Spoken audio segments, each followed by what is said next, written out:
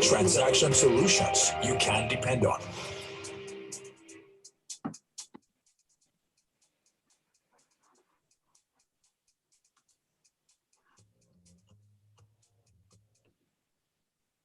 Smooth 98.1, love music, love life. Thank you very much for staying tuned here on your Smooth Breakfast Show. I am Mairo-Ese.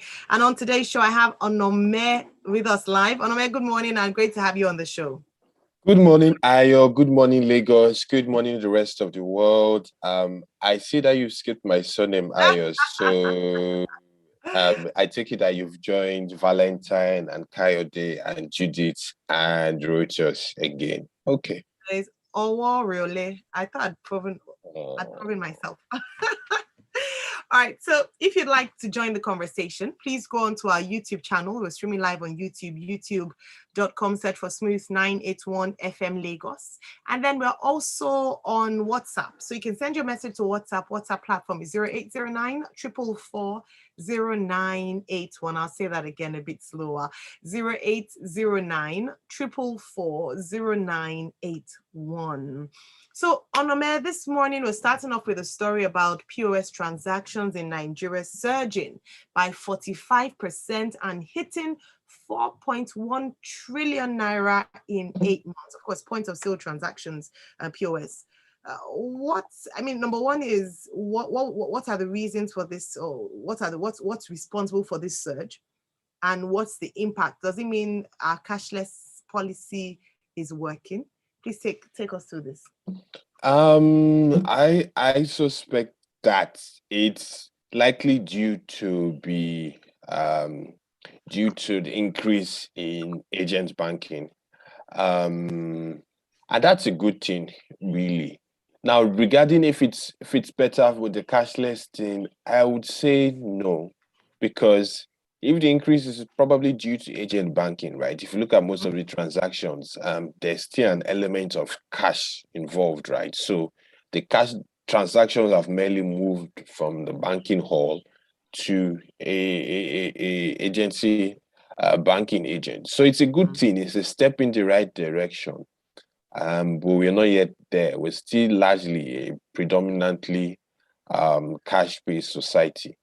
And if you look at the volume of transactions that typically are done, sometimes even if you just queue randomly at an ATM or at a P.O.S agent, you see that most of the transactions are in the 3,000, 4,000, 5,000, 10,000 range. So you wonder that really, if we can crack the cashless thing, I don't see any point why someone has to withdraw, say, 3,000 or 5,000 every day. And some people do that. So you find out that that's what they need to spend during the day, during the week, and all that. So it's a step in the right direction, but we're not yet there.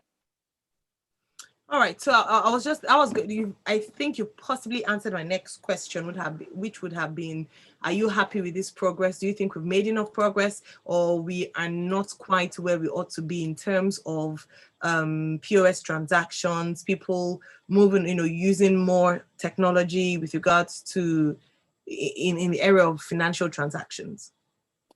Oh, it's definitely better, right? But we still need to get it to the last mile, right? So for instance, if I needed to take a bus from my area to Obalende or to CMS, I still am going to have to pay with cash, right? Yeah. Now, maybe if I'm taking a BRT or something, I have cashless options, but remember that the smaller buses are still collecting cash.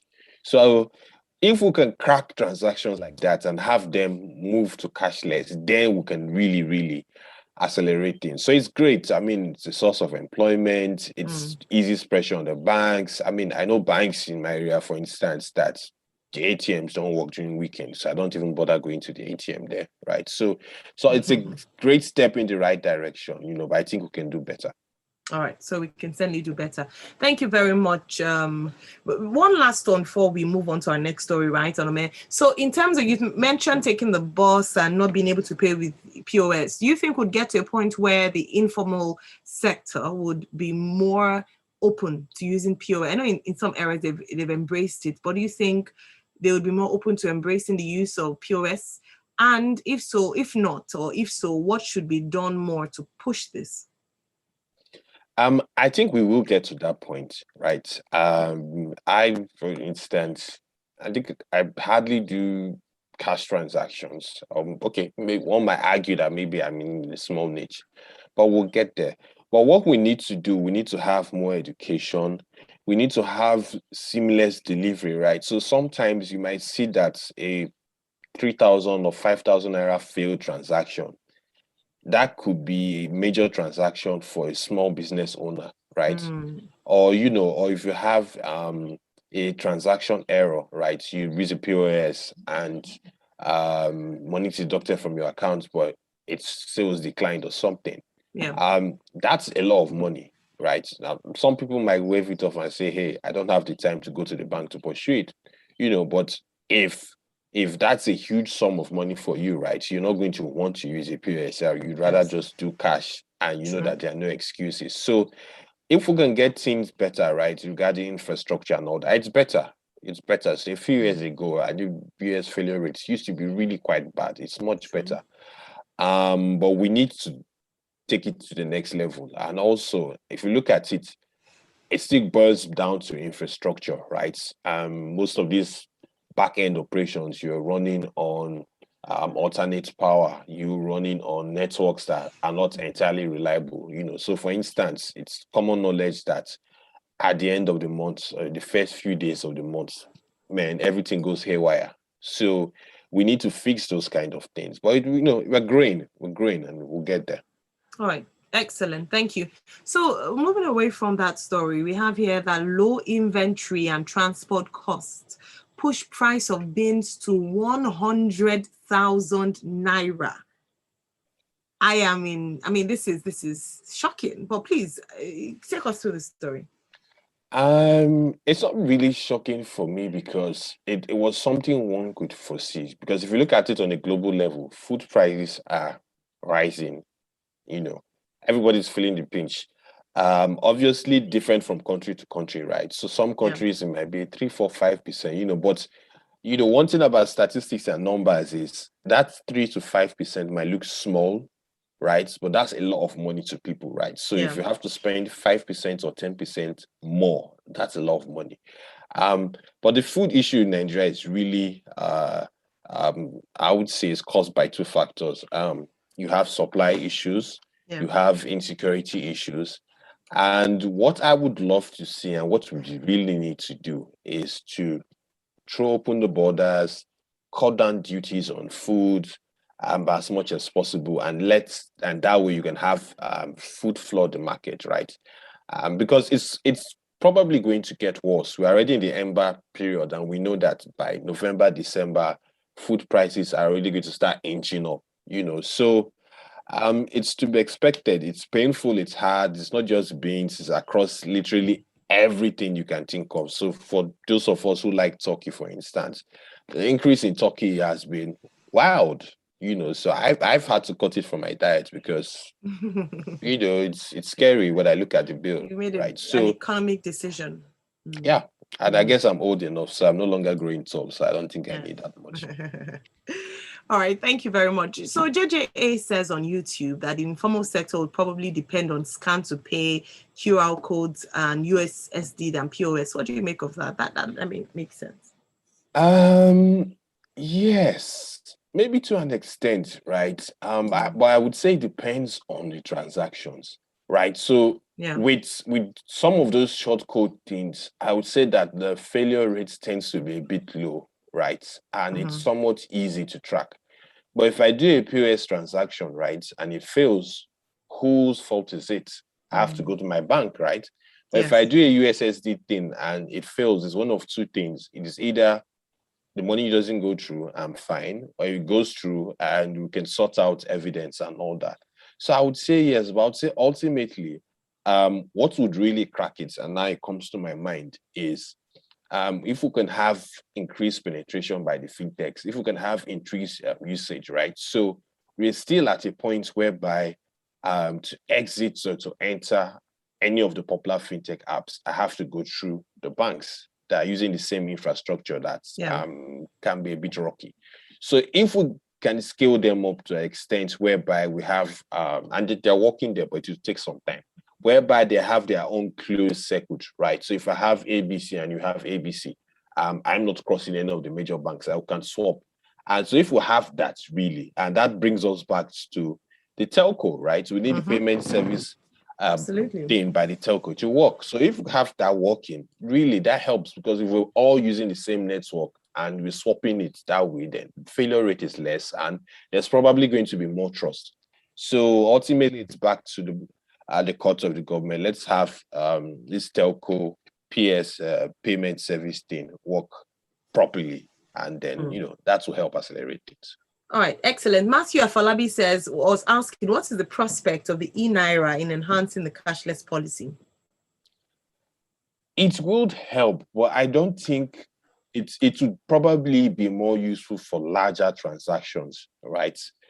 And it would probably be more useful for transactions where the CBN would like to see, I would say, better scrutiny, right? But for the everyday person, really, it means they're going to have to get a wallet, get an app, and all those things. So I don't see that becoming widespread, because you still have some people who do not do card or digital transactions. There are few, but there are some people who tell you that, look, if I have to do anything, either you pay me cash or you go to the bank to transfer it and I confirm from my bank. So I guess it's a great experiment, but I guess it will be more useful for wholesale and bigger transactions than the everyday, person on the street. All right, thank you. Yinka says, what's the point of embracing P.O.S? Was at a restaurant for lunch yesterday and the whole P.O.S machine, all the P.O.S machines were down, 3 of them. And then he says one of the bank phone apps was down as well, around 11 a.m. to 12:30 p.m. and transfers couldn't go. I wasted my time like crazy. I think a lot of attention needs to be focused on building the IT infrastructure around the cashless thing. And that's what you mentioned, Onome, in terms of infrastructure. Charles Chidozie says, I tried buying a 4-liter bucket of honey beans yesterday, and I couldn't. It now costs 3,500 naira. This was something I bought for 2,000 naira 3 months ago, but I'll buy it today. That's the only species of beans I like to eat. So Chido say you rebelled for one day and you're back to eating it. That's the thing. The thing is that people must eat. People have certain preferences, and unfortunately, but then it now talks about opportunity cost. At what cost are you now buying what do you have to forego to buy or to indulge in your species of beans that you enjoy? Cisco Delgado says, good morning, Ayo. P.O.S system in Nigeria is a scam because a lot of operators do commit crimes with the system by withdrawing unapproved transactions and stealing of data. True or false, Onome? There's crime everywhere, right? But when you look at it, if you operate with the theory in life, and I guess that works anywhere, that the majority of people are good and honest, right? Then you just have to take the risk and use it, right? So that's what you have to do, really. Right. Life is full of risk, right? So even waking up in the morning and deciding to go out to work, it's a risk in itself, but you're not going to say because of the risk you're not going to work, So what you can do, what I always tell people to do, an easy thing to do, is to probably never have funds concentrated in just one bank or one account. Have funds spread around. So if you have issues with one or you're unlucky with one, that helps. Try to use multiple passwords.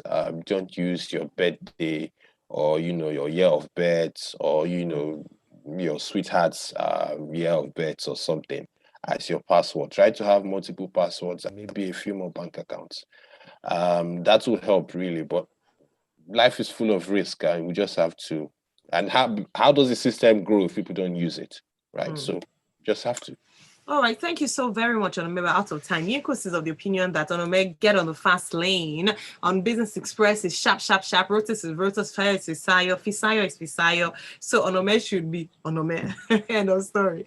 Thank you all so very much. A big shout out and thanks to our analyst Onome. Really great to have you on the show.